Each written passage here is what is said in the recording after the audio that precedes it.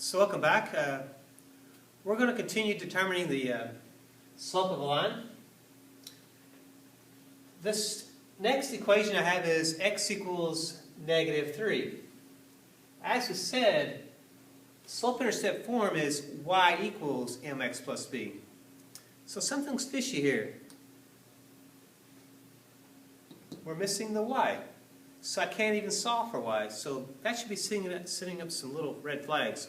Wait a minute, you just told me if I can solve for y, I can find the slope. But if I can't solve for y, how can I find the slope? Well, let's play this out. X equals -3. We know that x is locked in to be a -3. And when it's like this, we know that x is locked in, but y is not. So that means y is free to be whatever it wants. Let's make it easy on ourselves. Let's just pick y to be, say, 0. Again, x has to be -3. But again, y can be whatever it wants. So I'm going to just say y has to be, say, a 4. Just pick a couple of values. So let's graph these. -3, 0 would be an x-intercept. -3, 4. Looks like it's going to go there. So when I draw this line, we can kind of see that this line is going to be going in a vertical direction. So our line is taking on that characteristic. So when we have a vertical line, we made a note that a vertical line actually does not have a slope. So when we do the rise over the run, notice that there's a rise of 4, but there's no run. It doesn't move left or right. And remember, when that 0 is on the bottom, we can't divide by 0, so therefore we write down no slope. Or we use the words undefined. So that's kind of flagging this here.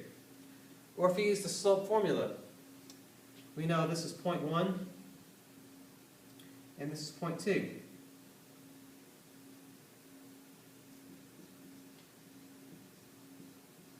So y2 minus y1, I have 4 minus 0.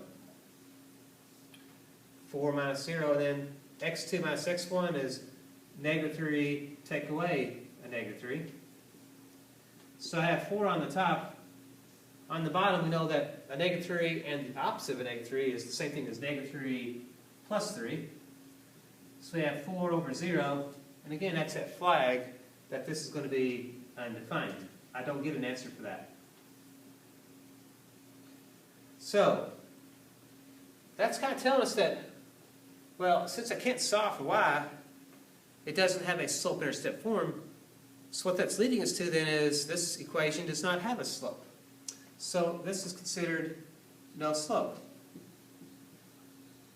Also note that since it's parallel to the y-axis, it doesn't even have a y-intercept either, because it's parallel to the y-axis.